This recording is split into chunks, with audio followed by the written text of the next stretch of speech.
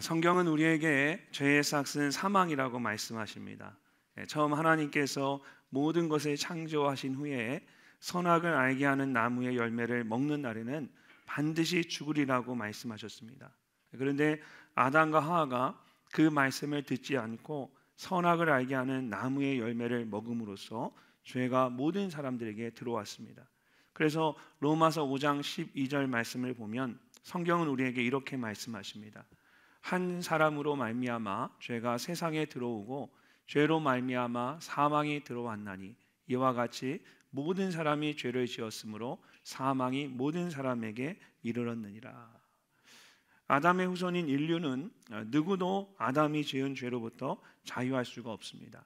모든 사람들은 죄로 인해 죽을 수밖에 없습니다. 그렇기 때문에 우리는 죽음에 대해서 깊이 생각해보고 살아있는 동안에 죽음을 잘 준비해야 합니다. 우리의 죽음이 단지 육체의 죽음이 아니라 우리의 죄로 인한 그 죽음이 우리의 인생 가운데 들어왔음을 알고 우리가 살아있는 동안에 예수 믿고 우리의 죽음 이후의 삶을 준비해야만 합니다. 우리가 죽을 수밖에 없는데 그런 사람들 가운데서도 죽음을 보지 않고 그대로 하나님께 옮겨진 사람이 있었습니다. 바로 오늘 말씀의 주인공인 에녹입니다. 창세기 5장을 보면 인류 최초의 계보인 아담의 계보가 나옵니다. 여기에는 계속해서 살고 죽었더라 라는 말씀이 반복이 됩니다. 그러다가 에녹에 대해 말할 때에 처음으로 죽었더라 라는 말씀이 없습니다. 대신 이렇게 말씀하십니다. 에녹이 하나님과 동행하더니 하나님이 그를 데려가심으로 세상에 있지 아니하였더라. 아담의 계보에 있는 모든 사람들이 결국은 죽었는데 에녹만 죽지 않았습니다. 대신 하나님께서 그를 데려가셔서 더 이상 세상에서 그를 볼 수 없게 하셨습니다. 원래 하나님께서 처음 사람을 창조하셨을 때에는 세상에 살다가 때가 되면 죽음을 보지 않고 살아있는 그대로 하나님의 나라에 데려가려고 하셨습니다. 그런데 죄로 인해서 세상에 죽음이 들어오면서 모든 사람들이 죽음을 피해갈 수 없게 되었습니다. 그런 사람들 가운데 에녹은 하나님께서 원래 계획하셨던 대로 죽음을 보지 않고 살아있는 그 모습 그대로 하나님의 나라로 그는 들어가는 은혜를 누린 것입니다. 어떻게 에녹이 그런 특별한 인생을 살 수 있었을까요? 성경이 말씀하고 있는 것처럼 그가 하나님과 동행하는 아름다운 믿음의 삶을 살았기 때문입니다. 그것이 그로 하여금 죽음을 보지 않고 하나님께 이끌림을 받는 영원한 삶을 살게 했습니다. 그렇다면 에녹과 같이 하나님과 동행하는 것은 어떤 것일까요? 먼저 그것은 하나님과 마음을 같이 하는 것입니다. 하나님과 마음을 같이 하는 것. 저는 제 아내와 늘 함께 있습니다. 아이들이 미국으로 돌아가 버리니까 더 아내와 같이 있는 것 같습니다. 그래서 한 집에서 함께 살고 함께 먹고 함께 다닙니다. 그러면 여러분 제가 아내와 함께 동행하는 것일까요? 함께 산다고 해서 다 동행하는 삶을 산다라고 말하지 않습니다. 예를 들어 내가 여행을 하기 위해서 기차나 버스를 탔습니다. 그 안에 있는 모든 사람들이 나와 동행하는 것일까요? 우리가 동행한다라고 말할 수 있을까요? 같은 공간에 있다고 해서 모든 사람들이 동행한다라고 말할 수는 없습니다. 인생을 살아가면서 제가 아내와 함께 동행한다고 말할 수 있는 것은 단지 저와 제 아내가 한 집에서 살고 있기 때문이 아닙니다. 에녹이 하나님과 동행한다는 말도 마찬가지입니다. 이것은 단지 같은 공간에 함께 있었다는 것만을 의미하지 않습니다. 이 동행한다라는 말에는 더 깊은 의미들이 있습니다. 그 중에 이 동행한다라는 말이 가지고 있는 가장 근본적인 의미는 함께 걷는 것입니다. 함께 걸으려면 우리가 어떻게 해야 합니까? 여러분 운동회에서 2인 삼각 경기 같은 거 해보셨을 겁니다. 두 사람이 서로의 발에 끈을 묶고 함께 걸을 때에 가장 중요한 것은 마음을 같이 하여 보조를 맞추는 것입니다. 동행한다는 것은 바로 그런 것입니다. 제가 저희 아내와 걸어갈 때 항상 이야기합니다. 너무 빨리 가지 마라, 너무 늦게 가지 마라. 같이 가자. 그래서 아내가 걸어가는 속도를 보면서 제가 보조를 맞추면서 옆에서 함께 걷고, 저는 같이 걷는 게 동행하며 같이 걷는 것, 마음을 같이 보조를 맞추는 그런 마음이 너무 좋은 겁니다. 열왕기상 8장 23절을 보면 솔로몬이 이렇게 말합니다. 이스라엘 하나님 여호와여, 주께서는 온 마음으로 주의 앞에서 행하는 종들에게 언약을 지키시고 은혜를 베푸시나이다. 주 앞에서 행하는 종들에게 라고 말하는데 온 마음으로 라고 합니다. 온 마음으로 라는 말은 부분적인 마음이나 거짓된 마음이 아니라 마음의 전부를 다하는 것을 의미합니다. 하나님은 우리가 하나님 앞에 행할 때에 온 마음으로 하기를 원하십니다. 열왕기상 2장 4절에서 하나님은 이것을 마음을 다하고 성품을 다하여 진실이 내 앞에서 행하면이라고 말씀하셨습니다. 마음을 다하는 것은 진실하게 행하는 것입니다. 또 정직한 마음으로 주와 함께 주 앞에서 행함으로 라고 말씀하셨습니다. 이처럼 하나님과 동행하는 것은 마음을 같이 하는 것입니다. 에녹은 그렇게 마음을 같이 함으로 하나님과 동행하는 삶을 살았습니다. 그리고 그런 믿음의 삶은 하나님께서 그를 직접 데려가실 정도로 하나님의 마음을 기쁘시게 했습니다. 하나님과 동행하는 삶을 살기 위해서 우리가 가장 먼저 해야 할 것은 에녹과 같이 하나님과 마음을 같이 하는 것입니다. 성경은 끊임없이 마음에 대해서 말하고 있습니다. 그 마음에 하나님 두기를 싫어하는 것을 죄라고 말합니다. 마음을 새롭게 함으로 변화를 받으라고 말씀하십니다. 너희 안에 이 마음을 품으라 곧 그리스도 예수의 마음이니 라고 말씀하십니다. 믿음 생활의 목표는 예수님의 마음을 품는 것입니다. 예수님과 마음을 같이 하여 예수님의 마음을 닮아가는 것입니다. 이것이 곧 우리 안에 주님의 형상을 회복하는 것이고 믿음으로 살아가는 것입니다. 너희가 내 안에, 내가 너희 안에 거하면 열매를 많이 맺을 것이라고 말씀하셨습니다. 하나님과 마음을 같이 함으로 아름다운 동행의 삶을 살아가시는 우리 모두가 되시기를 주님의 이름으로 축복합니다. 두 번째로 하나님과 동행하는 것은 하나님과 함께 행하는 것입니다. 하나님과 함께 행하는 것. 미가서 6장을 보면 미가 선지자가 내가 무엇을 가지고 여호와 앞에 나아가겠는가 라고 질문하면서 이렇게 대답을 합니다. 자, 우리 한번 함께 읽어보도록 하겠습니다.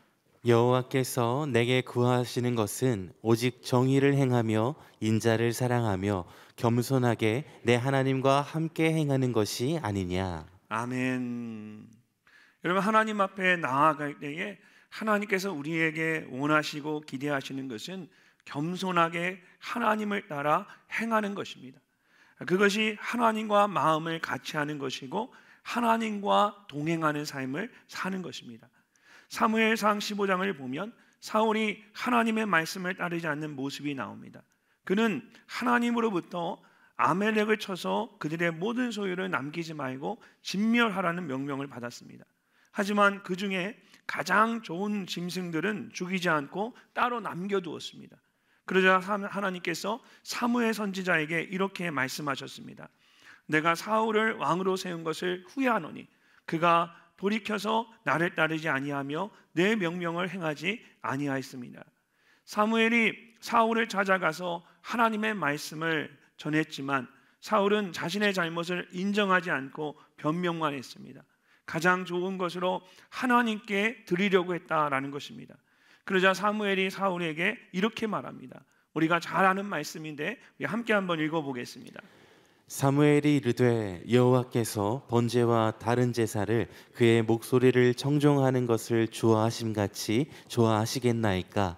순종이 제사보다 낫고 듣는 것이 순양의 기름보다 나으니. 아멘. 새벽이라 다들 조용하신 것 같아요. 아멘. 아멘 하고 예 그렇습니다 주님, 그 말씀이 맞습니다, 이런 의미입니다. 여러분, 하나님께서 가장 원하시는 것은 하나님의 말씀을 듣고 하나님의 말씀을 따라 행하는 것입니다. 그러나 사울은 그렇게 하지 않았습니다. 근데 반면에 다윗은 하나님의 말씀을 듣고 하나님의 말씀을 따라 행하는 사람이었습니다. 다윗이 오랜 세월 동안 사울 왕으로 인해 고통을 당했습니다.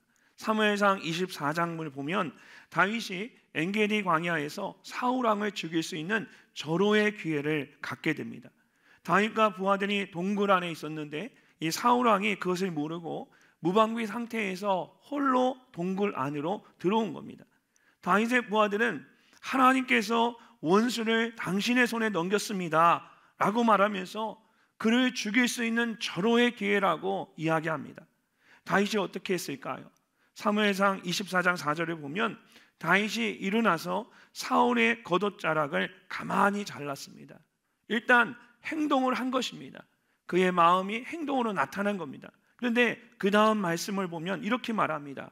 그리한 후에 사울의 옷자락 뱀으로 말미암아 다윗의 마음이 찔려.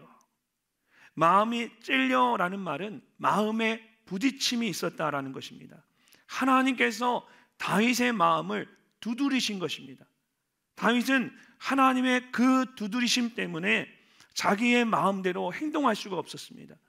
하나님이 주시는 마음을 따라 하나님께 순종했습니다. 사울과 다윗의 가장 큰 차이점은 바로 여기에 있었습니다. 다윗이 훌륭해서 사울이 부족해서가 아니라 다윗이 하나님의 마음에 민감하게 반응했기 때문입니다. 하나님이 그의 마음을 두드리실 때 그 하나님의 세미한 음성을 들을 수 있는 눈과 귀가, 영적인 귀와 눈이 열려 있었기 때문입니다.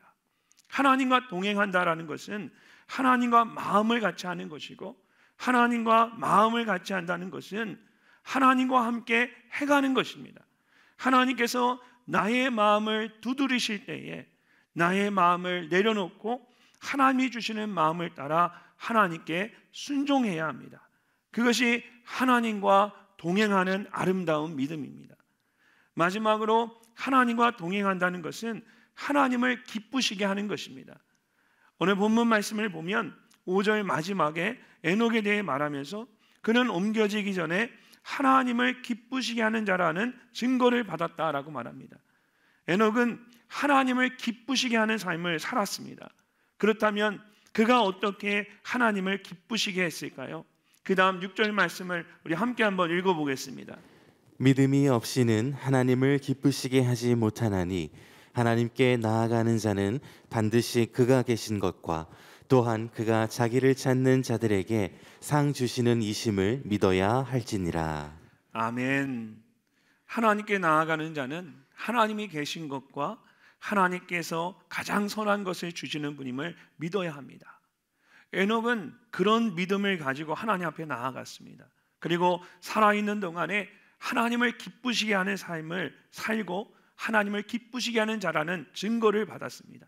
그의 믿음이 삶을 통해서 그대로 드러난 것입니다. 에녹이 어떻게 이렇게 귀한 삶을 살 수가 있었을까요? 우리가 읽은 히브리서의 말씀처럼 믿음으로 에녹은 하나님과 동행하는 삶을 살았습니다. 그렇다면 그 믿음은 그가 어떻게 갖게 된 것일까요? 창세기 5장 21절을 보면 에녹의 인생에 대해서 이렇게 기록하고 있습니다. 에녹은 65세에 무드셀라를 낳았고 무드셀라를 낳은 후에 300년을 하나님과 동행하며 자녀들을 낳았으며 그는 365세를 살았더라. 이런 말씀을 잘 보시면 그의 인생의 그 족보의 연수에 대한 말씀인 것 같지만 중요한 말씀이 있습니다. 무드셀라를 낳은 후에 300년을 하나님과 동행했다. 에녹은 처음부터 하나님과 동행하는 삶을 살지 않았다라는 겁니다. 65세에 무드셀라를 낳을 때까지는 평범한 삶을 살았습니다. 하나님과 뜻을 달리하기도 하고 그냥 자기의 생각대로 또 살기도 했습니다. 하나님을 위해 사는 것 같기도 하면서도 또 자기 자신을 위한 삶을 살고 그렇게 그냥 왔다 갔다 하는 삶을 살았습니다. 그런데 무드셀라를 낳은 후에 그의 삶이 갑자기 달라집니다. 그 이전까지는 그냥 그저 그런 평범한 삶을 살다가 무드셀라를 낳은 후에는 300년 동안 하나님과 동행하는 삶을 살았습니다. 65세에 낳은 무드셀라가 그의 인생에 있어서 아주 중요한 전환점이 된 겁니다. 성경을 보면 보통 아버지가 자녀의 이름을 지어줍니다. 그런데 그냥 짓는 것이 아니라 중요한 의미를 담아서 짓습니다. 그렇다면 이런 무드셀라라는 이름의 뜻은 무엇일까요? 이 이름의 뜻은 창을 던진다입니다. 창을 던지다. 그리고 당시에 이 창은 죽음을 의미합니다. 세상 가운데 죽음을 던지는 것입니다. 에녹은 자신의 아들이 세상 가운데 창을 던지며 죽음을 가져올 것이라고 알았습니다. 실제로 무드셀라가 187세에 라멕을 낳았고, 라멕이 182세에 아들을 낳았는데 그의 이름이 노아였습니다. 노아가 태어나고 600년이 지난 후에 어떤 일이 일어났습니까? 창세기 7장 1절을 11절을 보면 노아가 600세 되던 해에 하나님께서 물로 세상을 심판하셨습니다. 무드셀라가 187세에 라멕을 낳았고 182년이 지난 후에 라멕에게서 노아가 태어났습니다. 그리고 다시 600년이 지난 후에 홍수가 일어났습니다. 187년과 182년과 600년을 모두 더하면 969년이 됩니다. 무드셀라가 성경에서 가장 오래 살았는데 몇 년을 살았습니까? 969년을 살았습니다. 그리고 무드셀라가 죽는 그때에 하나님께서 세상을 심판하셨습니다. 어떻게 된 것인지 모르겠지만 여러분, 에녹이 무드셀라를 낳을 때에 하나님의 심판이 있을 것을 알았던 것입니다. 하나님께서 무드셀라를 가장 오래 살게 하시면서 그 심판을 최대한 늦추시기는 했지만 에녹이 알았던 것처럼 무드셀라가 죽는 그때에 정확하게 심판이 임했습니다. 에녹은 그것을 아는 순간에 마지막 때를 살고 있다는 생각을 하는 순간부터 자신의 삶을 돌이킬 수밖에 없었습니다. 이제 하나님의 심판의 때가 임하기 시작하는데 그저 그렇게 이전과 같은 삶을 살 수가 없었던 겁니다. 심판이 있는 것을 알면서도 그렇게 살 수가 없었어요. 어떻게 해서든 하나님의 뜻을 따라 하나님께 순종하며 남아있는 생애 동안에 하나님과 함께하는 삶을 살아야만 했습니다. 에녹의 이름의 뜻도 히브리어로 새로운 시작을 의미합니다. 그리고 이 단어의 원래의 의미는 가르치다, 외치다, 감화시키다입니다. 에녹은 65세에 무드셀라를 낳을 때에 하나님의 심판이 있을 것을 알았습니다. 그래서 남은 생애 동안에 사람들에게 자신의 삶을 통해서 하나님에 대해서 외치고 가르치는 삶을 살았던 것입니다. 그리고 이것이 그로 하여금 하나님과 동행하는 삶을 살게 해주었습니다. 오늘날 우리 주변에서 일어나는 일들을 보면 마지막 때를 살고 있다는 생각을 하게 됩니다.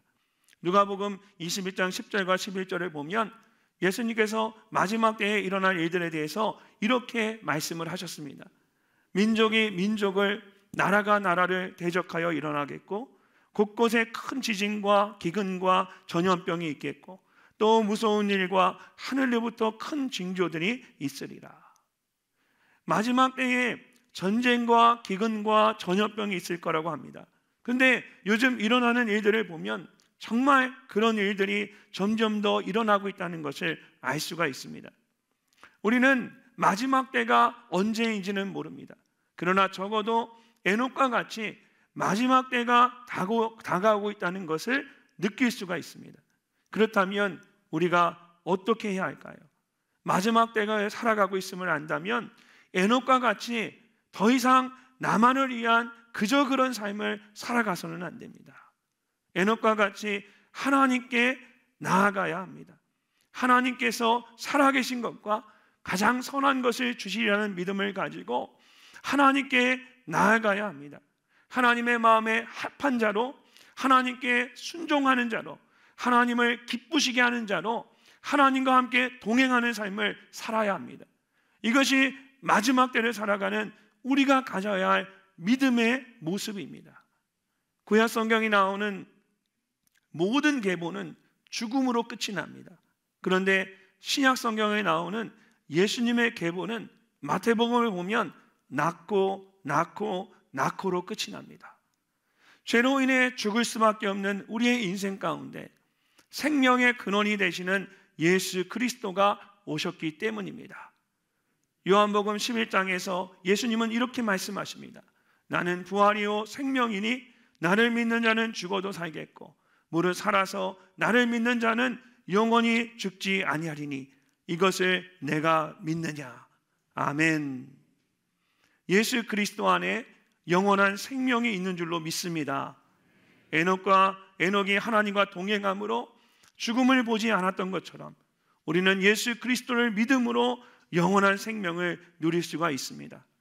여러분의 삶을 에녹과 같이 하나님께 맡기십시오. 마지막 때를 살아가고 있음을 안다면 우리의 삶을 낭비해서는 안 됩니다. 우리가 그저 그렇게 살아갈 수 있는 시간이 우리에게는 없습니다. 그것이 마지막 때를 살아가는 우리가 가져야 할 아름다운 믿음의 모습입니다. 에녹과 같이 하나님과 동행함으로 하나님을 기쁘시게 하는 삶을 살아가는 우리 모두가 되시기를 주님의 이름으로 축복합니다.